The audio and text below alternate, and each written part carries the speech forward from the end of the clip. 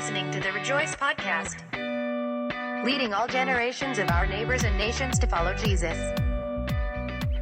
Welcome to the Rejoice podcast, episode number 7. So glad you can hang out with us today. We're excited because we have Ryan Underwood on the show. Ryan's a longtime member of Rejoice Church, he and his wife Carrie, and he is the CEO and Chief Leadership Officer of Tri Leadership Resources. Ryan is an expert on leadership and a history buff who's worked at the local, state, and federal agencies and nonprofits all the way up to the White House and Congress. And he's not only a great resource when it comes to leadership and as it comes to historical nature of leadership, but he's just an awesome friend. And so we're so thankful Ryan could be joining us today. Ryan, man, welcome to the show. Hey, I'm excited to be here. Thanks for having me. Yeah, Ryan, I appreciate it. I always look forward to talking to you. You're always such a great friend and bring a lot of energy to every conversation that we have. And you were really what I would refer to as a leadership guru. And I know you don't really, want to claim that term, but I look at you as a leadership guru. And you've been part of leadership conversations really all across the country, all across the world. And so every time I talk to you, I'm learning something, I'm gaining something from you.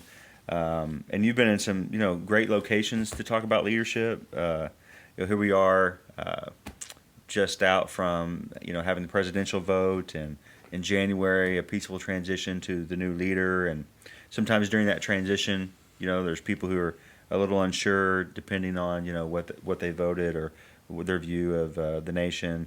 But overall, you can always learn something from leadership. And you've been part of these conversations, whether it be the White House lawn or the president's box, the Kennedy Center.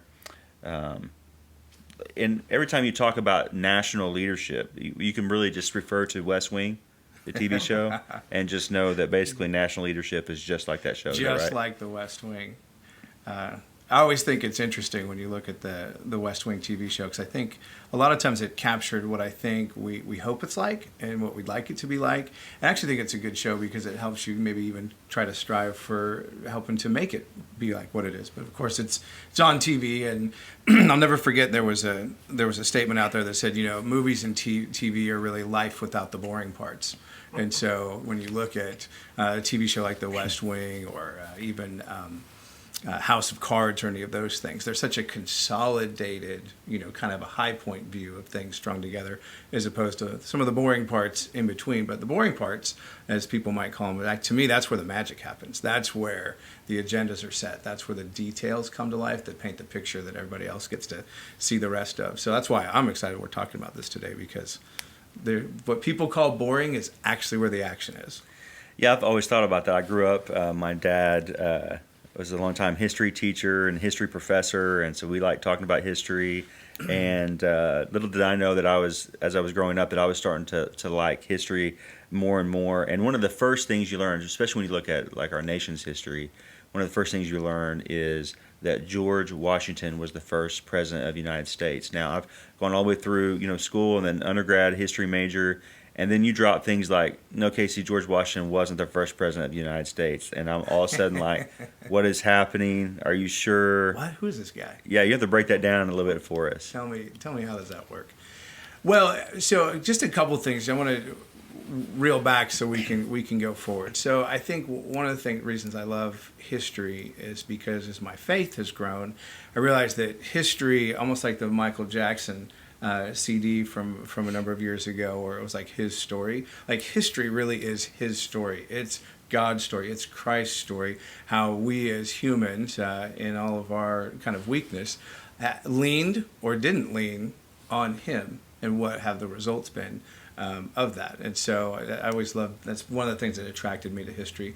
But I also find that it's the study of what happened, how we dealt with it, what led up to it, what were the consequences, good or bad, on the other side. And so as you study wise men, unwise men, and women and situations, you can gain a lot if you can make the translation. I think a lot of times people think history is sometimes boring because it's remembering dates and circumstances, but all of history has brought us to where we are right now, and we're living in it. So you're right, it's pretty fun. So that's one thing. I think the other reason that I study leadership and that we practice leadership is because when you look around the world, leadership's the great differentiator. I mean, as I've studied and looked at the world's issues, we've solved a lot of the world's really, really tough problems. Like, if you think of America, we know how to feed people, we know how to get clean water, we flip a switch, the light comes on. We've been to the moon, we've split atoms, we've done really, really, really, really hard things. And so when you look around the world and the billions of people that are not living like we do in America, why is that? Is it because we don't know how? Or is it something else? And so when I look at what the something else is, it's leadership.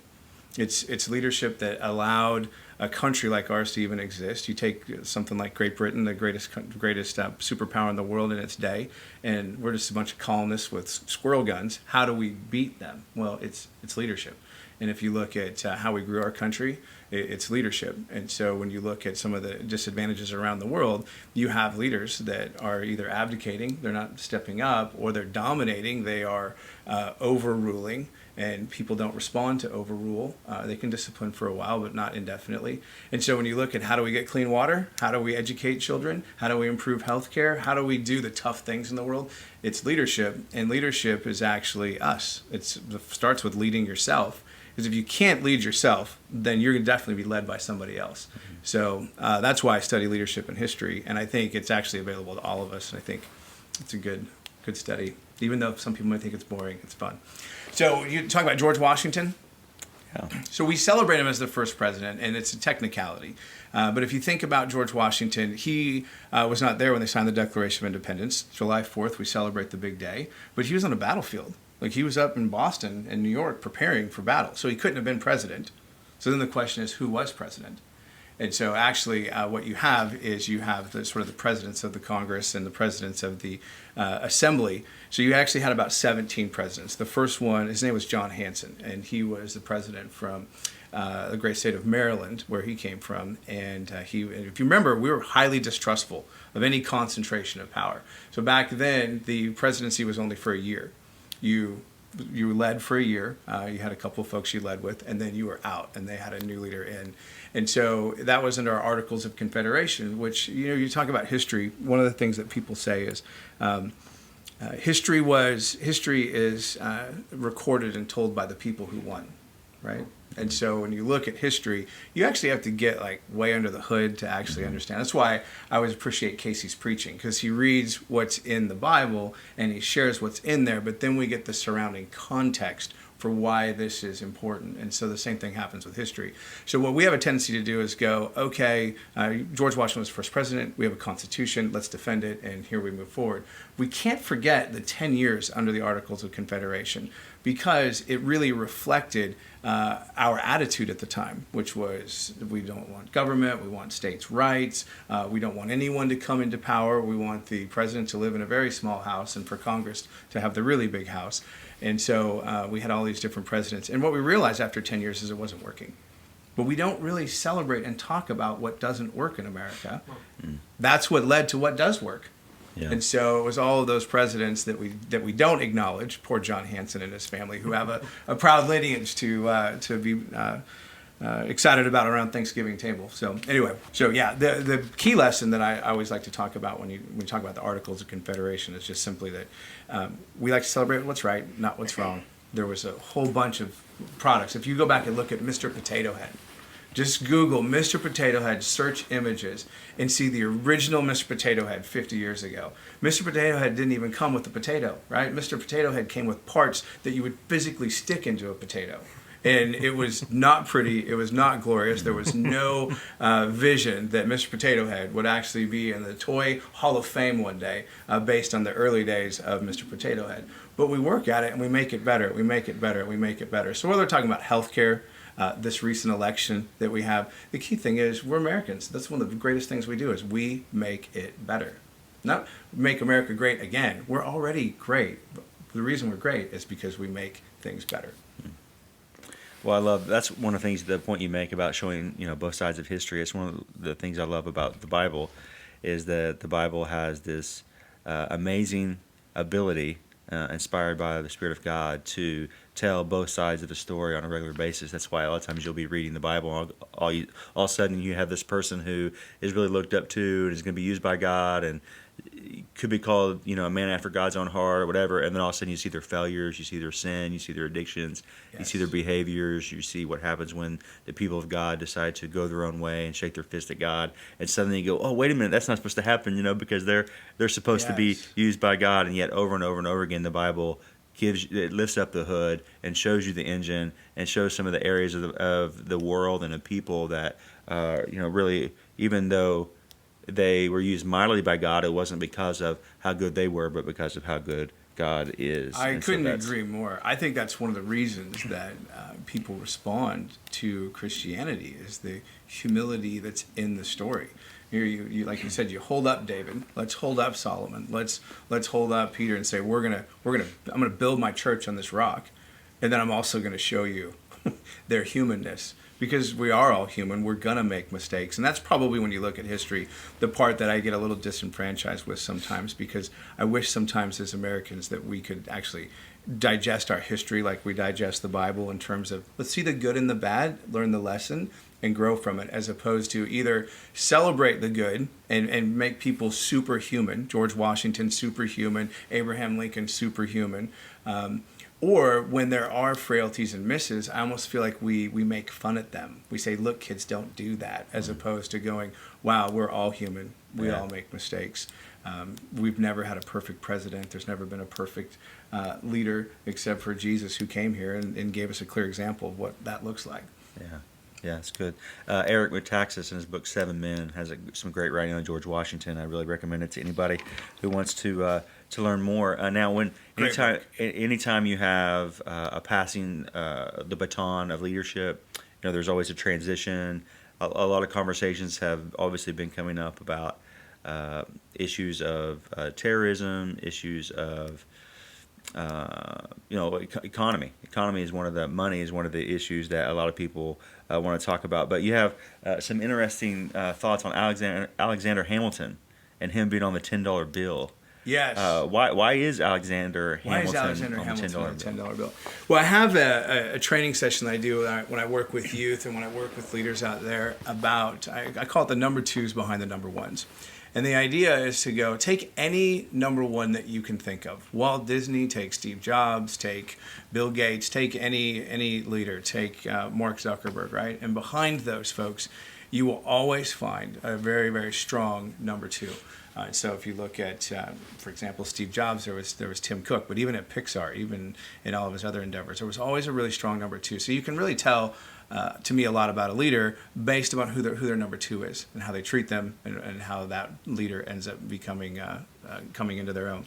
So George Washington, to me, is a great example. One of the reasons we celebrate him is not just because of him, but because of his ability to attract amazing number twos. And Alexander Hamilton was definitely his aide-de-camp, his chief guy, amongst many, but that was one of his key guys. And so it was interesting to look at George Washington's history, to go, Alexander Hamilton was absolutely an essential element, so great that he even makes the money.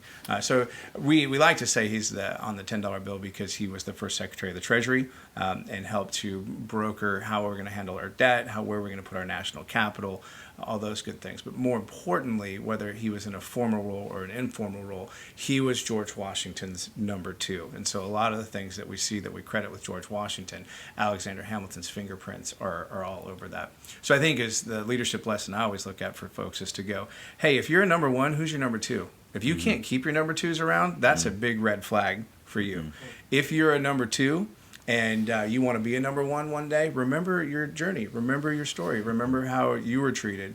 And if you really want to be a great number one someday, you need to find yourself the best number one you can get on, whether it's an internship, whether you volunteer, whether you work your way up from the mailroom, whatever it is. If you want to be a number one day, you got to be an awesome number two. And that's what Alexander Hamilton did. It's great. Yeah, one of the things I love to read about, is kind of nerd out on, is coaches. I think probably because growing up in a coach's home, when I was younger, and just seeing like the coaching tree and who they used to coach with and who they used to coach for, and why they're successful is probably because they learned from someone. Because every great leader at some point learned to be a great follower first. Yes. And so that's really, really key.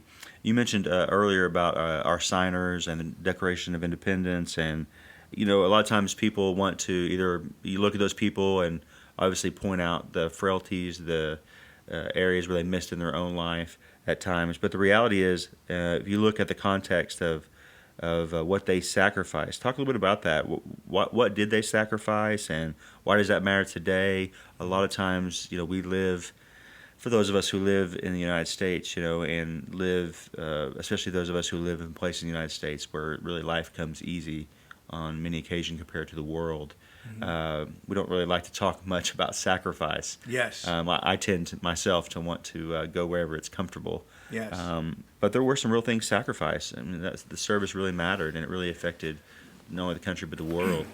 Yeah, so when you look at the 56 signers, I think one of the reasons that, just to be fair to most people out there, the reason their eyes glaze over is because there's 56 of them. We've only had 43, 44, now 45 presidents, right? There's 56 people who signed that document. It's hard to remember them all, so we sometimes remember the ones that history points us to. John Hancock signed in a big signature. But when you look at those 56 signers, I think the way, the context that I would put it in today's terms is to go, hey, take we have the Forbes 400 list, the 400 richest people in America, right? Take the top 56 of that list. So again, Zuckerberg, Gates, Oprah Winfrey, those folks, and have them all go sign a document that says, we intend to lead a revolution that is overthrowing whatever government it is, and we intend to plant another government in place. I mean, obviously, you're offending the king. Who offends the king? But you immediately became an enemy of the state. Bill Gates and all those guys went from being, Warren Buffett is the Oracle of Omaha. We look to him for his wisdom. All of a sudden, he's public enemy number one. And so the people that signed that, they not only had to believe in what the outcome was going to be, but they literally had to go, all my assets could be frozen. My family could be put in jail. I could literally be killed for treason. So you had to believe in whatever it was we were doing so much, and that the wrong was so great that you were willing to intentionally sacrifice everything for it. And it was one of those statements I love when in history they talk about, we should all hang together because we're all going to hang separately for signing this whole deal. So they were immediately bound and united, and I think that's one of the things that by putting their name on that piece of paper, it really put them all out there and said, all right, we're in, you got my back, I got your back, we're going to do this thing, right? And what was interesting is the British government had actually made a list of the 56 signers, and they were basically on the left and right hand of the page. So if anyone came across Benjamin Franklin, okay, he's someone that we can't kill. We're not going to put in jail. We're going to treat him one way. But John Adams didn't know that he might actually was on the other list, which is like, dude, you're going to jail. And so it's very interesting. They didn't know that at the time necessarily, but they kind of suspected the king's not going to take this real well. And so it was a real challenge, and that sacrifice, I can't imagine. I mean, Casey, me, you come to me with a proposal and say, hey, listen, I want you to put it all on the line. I want you to put your house, everything your family knows that is safe and secure, every dollar you make and have a potential to make. This is one of the things that's interesting is George Washington, this is how much he sacrificed. He was actually wealthier as a citizen of the British government than he was after he helped us win revolution and went back to Mount Vernon. It cost him a ton to finance the war, to uphold his good name and all that good stuff. His wealth accumulation came as a British citizen, not as a U.S. citizen. So our founding generation, they gave it all for a better world. And I don't know that, if there's one thing I hope that is part of our American DNA that we find with this recent election, is the ability to go, hey, the sacrifice isn't of the people in the White House, it's our sacrifice. What are we willing to sacrifice to make our worlds better? And that's the heritage we come from, and I think it's important we never lose it. Yeah. Every person that you study throughout history, was highly impacted by someone who also raised them, discipled them, mentored them, led them, said key things, or they had key moments, turning points in their life. I know that one of the little turning points I had in my life was the time when I was in college and I faced some adversity. Now adversity compared to the world, it probably wasn't that huge of a deal. But in my own heart and mind, you are who you are, and you're caught up in whatever you're facing. And I received a letter from my own mom, And in that letter, she wrote, some encouraging things. At the end of the letter, she said, she gave a quote, and the quote is, adversity causes some men to break and others to break records. And it was in that moment I took that letter, I posted it, and that became a thought for me for the next, entire semester and year. And of course, now here we are many, many years later, and I still haven't forgotten it.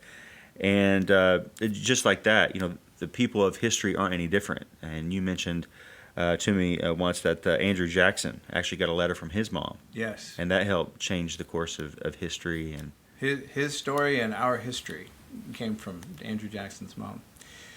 So if you think back, Andrew Jackson, he was alive in the Revolutionary era, but he was only about 13 years old, too young to fight and be let alone. He had older brothers that had gone off to war. His cousins and older family had gone off to war.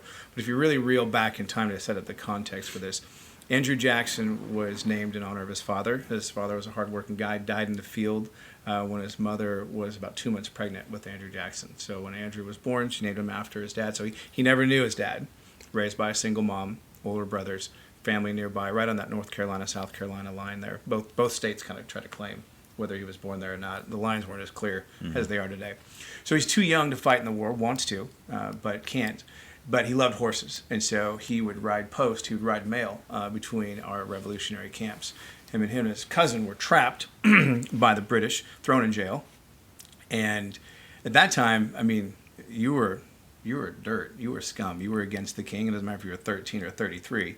And so even though he was in jail, he was not treated well at all, got sick, his cousin got sick, his cousin ultimately ends up dying. His mom is unbelievable, like moms are. And so she gets crafty and smart and tries to figure out, how am I going to get my son back? How am I going to get my son back? She's already lost her older boys to the war. And so she goes and gets a British soldier that had been captured. And of course the British want their soldier back. So they're like, sure, we'll make a trade. You can take these two young boys for in exchange for the soldier. Goes back again. His cousin dies. Andrew's super, super, super sick. And that's one of the reasons he wasn't able to even have kids later on in life, was because he was so sick from that moment. So what does that mean? Well, Andrew wasn't the only young boy who'd been captured, and so there was another boy in their kind of sort of call it their neighborhood, if you will. They didn't really have neighborhoods back then, but nearby. And so they asked Andrew's mom if she would help do for their kid what Andrew's mom did for him. And so she basically had to leave Andrew, who's still recovering. He was on his own, 13 years old, left at home. And this is, think about, 1776, left at home at 13. And so she goes off to Charleston, and she basically leaves him a letter that says, hey, Andrew, if I don't make it back, here's some words of wisdom. Here's some advice. This is what I'll tell you. And the letter is super great. You can read it in his biography. I think The Art of Manliness here in Tulsa also just did a blog article about it recently. But basically the essence of the letter was, she said, Andrew, if you are a good friend and make good friends, you'll have everything you want in life. And that was the only thing he was left in inheritance. Like, she wasn't wealthy. There was not an estate. There was nothing to leave him. His mom dies on that trip. And so at the age of 13, he has no dad. He has no brothers. He has no mom. He has a letter in his hand that says, make good friends and be a good friend. You'll have everything in life.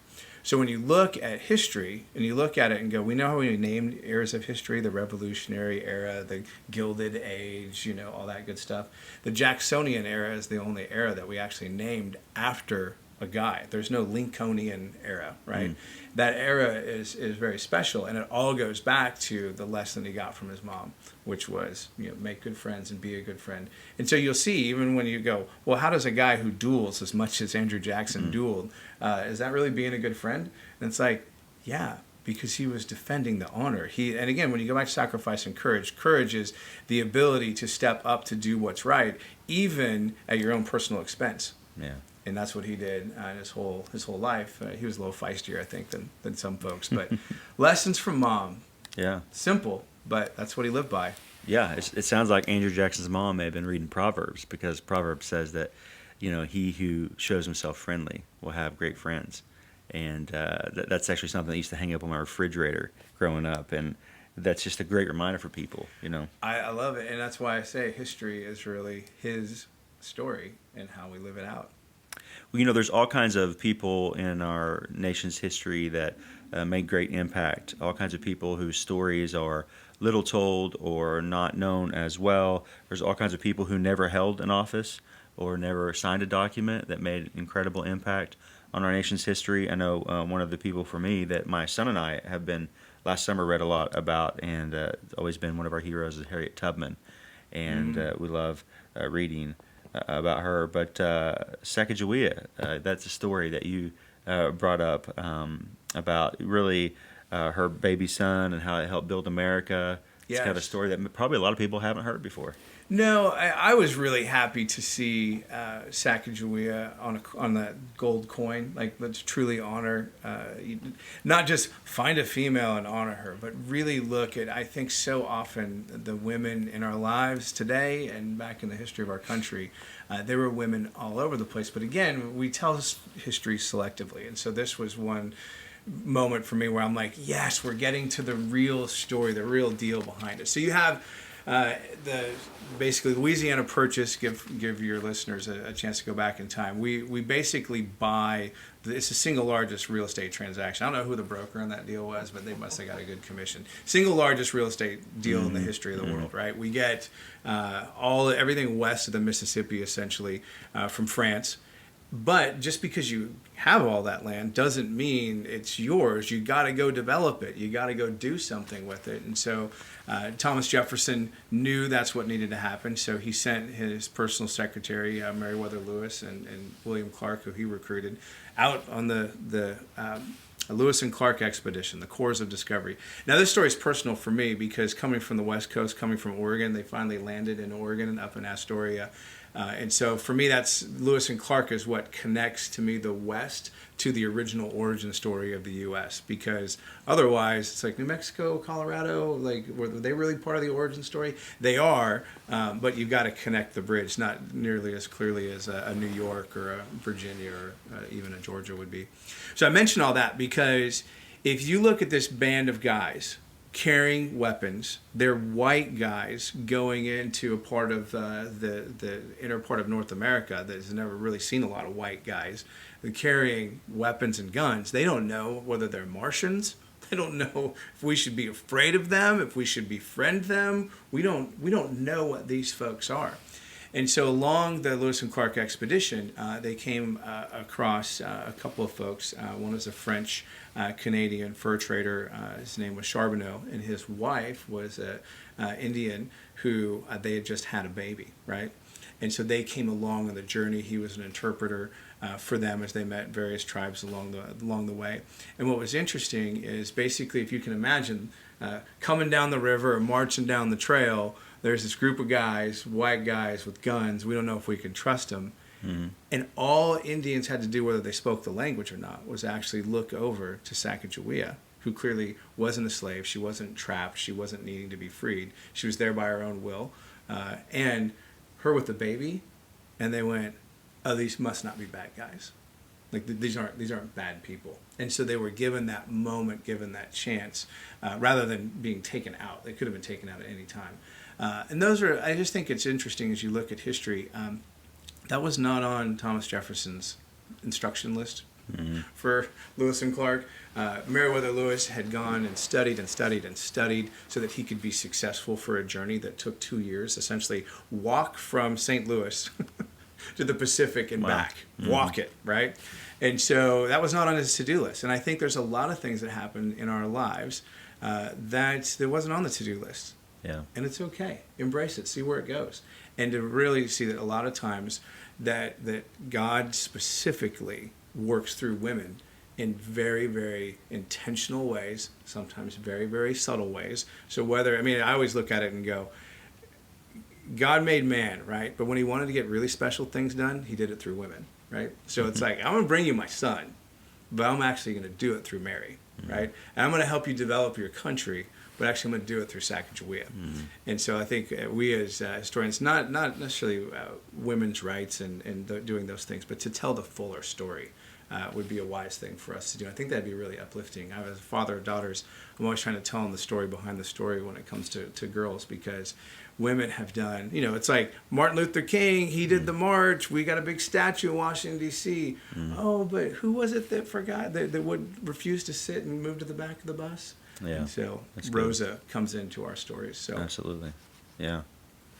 Yeah, well, you talked about walking from St. Louis to Oregon. Thankfully now we have a better way to travel. Yes. And that's with the interstate commerce system and President Eisenhower. Yes. Give us some background on all that and how it's impacted our nation. Well, the thing that I find interesting about Eisenhower is I always find him as such to me, a celebrated guy. You go back to World War II, Supreme Allied Commander, all of the victories and triumphs he had as a general. Clearly a great choice to command and lead when it comes to becoming president. But I find it very interesting that things that we take for granted, that we don't even know how they got here, we just go about our day, were actually at one point in history a really, really, really big deal and didn't happen real easily. And so you'd think pouring some concrete to build a road seems like makes the most sense in the world, but it actually didn't back in the day. When you've got the Mother Road, Route 66, that seems to be a great innovation. Everyone's using it. Great road, and we celebrate that here, of course, here in Tulsa. But to look at Eisenhower, he had to sacrifice a lot of personal capital to get that Eisenhower interstate system built. So why did he want to do that? Well, when he had gone to Germany, when he was in country, he had marveled at the Autobahn and how amazing that German piece of innovation was, and he realized this is actually a strategic asset for us. So when he came back home, he went, hey, we're going to build an interstate highway system because they also double as airports, right? So if our air bases are taken out, we can still land planes, we can still conduct war because we have long stretches of road where those can double as airports if they needed to. But more importantly, the ability to have the free flow of goods. That's really what becomes the backbone of your world. So Eisenhower was one who he proposed this. He wanted to see it happen, and he used all of his goodwill to do it. People back in the day, they weren't excited about the road. They thought it was going to be really, really expensive, and they told him that he was probably under budget in what he was projecting that it would cost. So I can't remember his original projection, but it was basically 2 to 3 times what it was going to cost in terms of what he proposed. It's going to cost $1 billion. It really cost $3 billion. Typical kind of a political deal. But the real interesting thing about the interstate highway that we don't even really think about this day is it actually brought 10 times the amount of results that even Eisenhower could predict. And so a lot of times success in what we do, it's in the boring parts. It's building the road. It's not in the presidency election we had a couple weeks ago. It's in the building of a road. It's in your sacrifice as a leader. It's honoring men and women. It's having the courage to not be afraid of things that you don't know, but to go learn about it. And so I look at all these little moments in history. We remember Eisenhower for taking a beach, but really what we are impacted every day by is a road that he built. Yeah.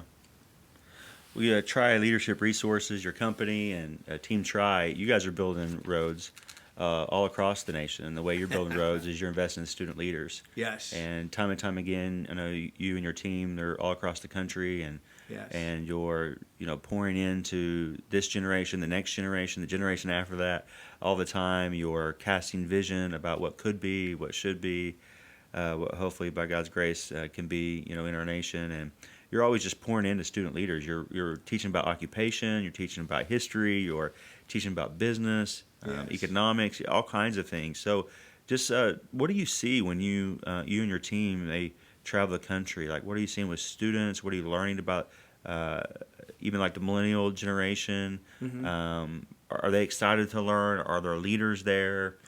Are they, because sometimes people, well, maybe they don't get to interact with students much. Yes. And so they're wondering are there even going to be students that even care about the world or care about history or care about this nation? And what are they learning to prepare for the future? Well, there was a famous quote that said, today's children are tyrants. They don't exercise, they chatter instead of work, they don't study, they do all of these things that we think are horrible. And what's interesting is the guy who said that was actually Socrates, right? 300 years before Christ, he was dissing on the next generation. And that's really been a cultural thing that we do. We look out for the future. We want it to be better for our kids. And then we look at where they're at and go, oh my gosh, the future is dim and bright, or dim and dull. But if you look at history, you go, hey, George Washington's generation was obviously a remarkable generation, but his generation gave way to Andrew Jackson's generation. And for a time, we didn't know who it would be, but they step up. And then we've got somewhere between Jackson and Lincoln, there was kind of this time where we're like, who's going to lead us? And then Lincoln comes along, and we wonder who's going to lead us again. And you get Grant, and then you get Roosevelt. And who's going to lead us? And then Roosevelt goes, I got a second cousin, Franklin. He's going to lead us. And so what happens is we pass down great leadership, whether we're forced to or whether it's our DNA. But the two things I would point out is, number one, we are naturally designed, it seems, to look down and fear what's going to happen with the next generation.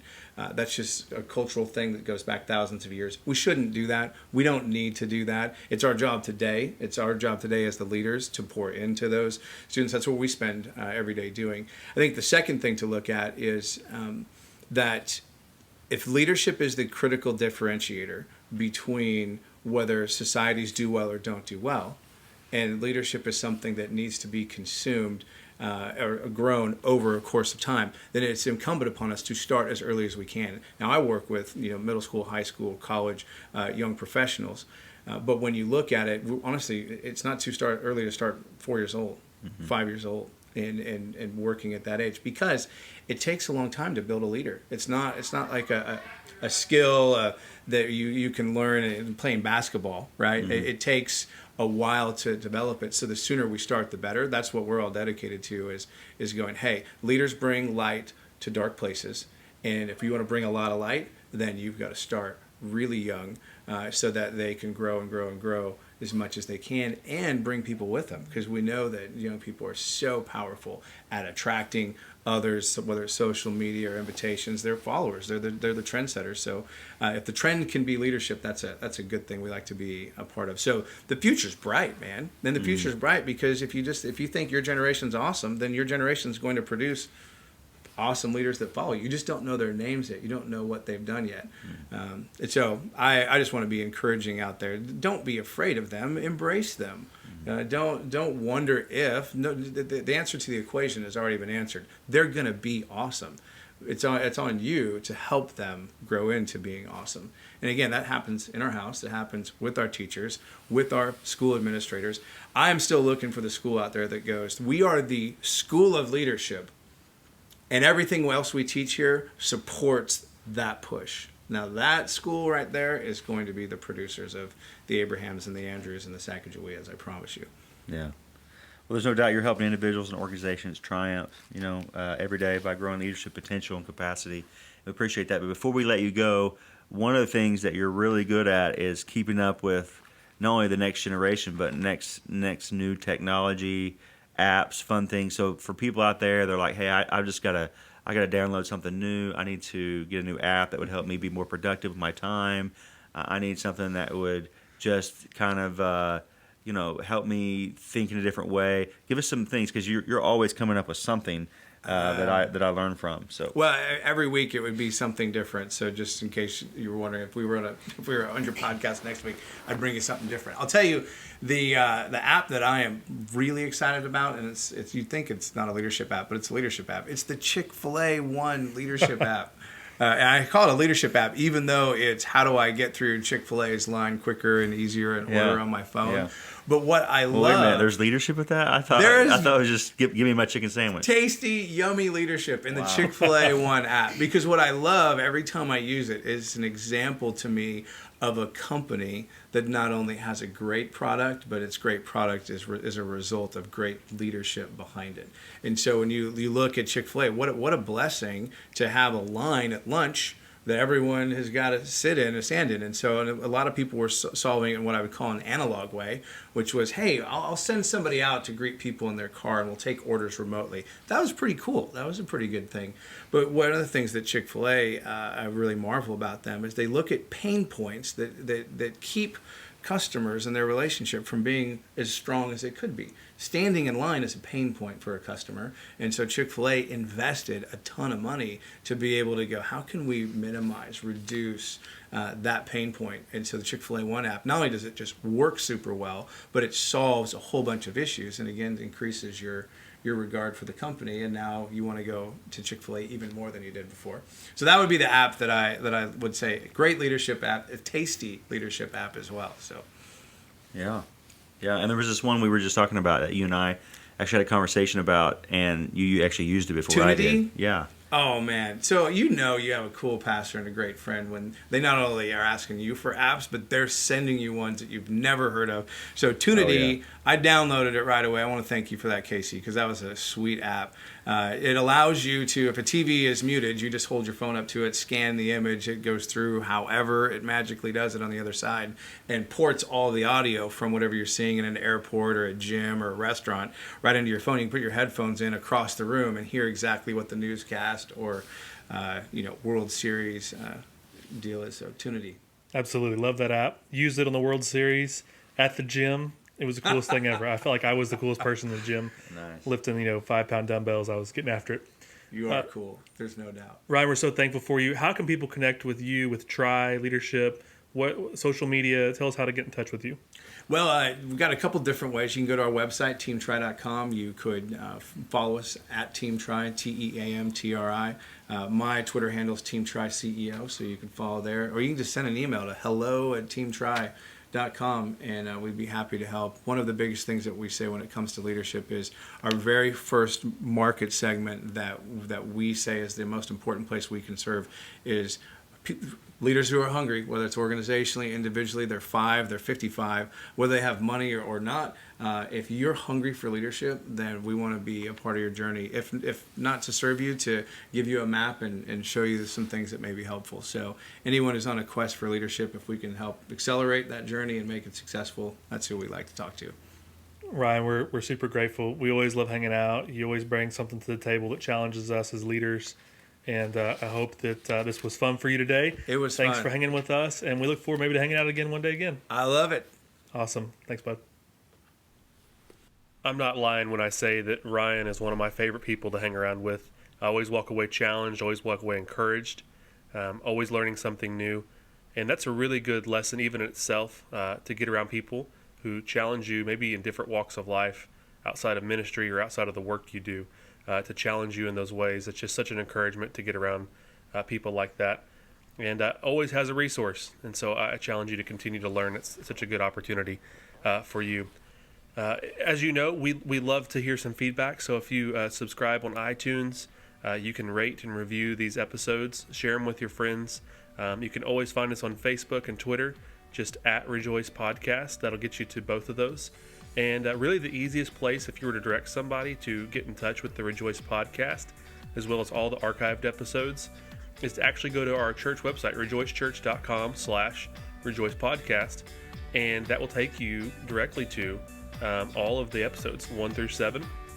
And you can also find it under the Watch and Listen tab there on the Rejoice Church website. And so we just want to be an encouragement to you, and we hope that this has been. And we look forward to more episodes. Hope you continue to subscribe and listen to iTunes. We have Android connections on our website, and we have the RSS feed. So whatever way makes it easier for you, we want to serve you that way. Again, we say thank you for hanging out with us today, and we just hope we've been a blessing. And we'll see you next time on the Rejoice Podcast.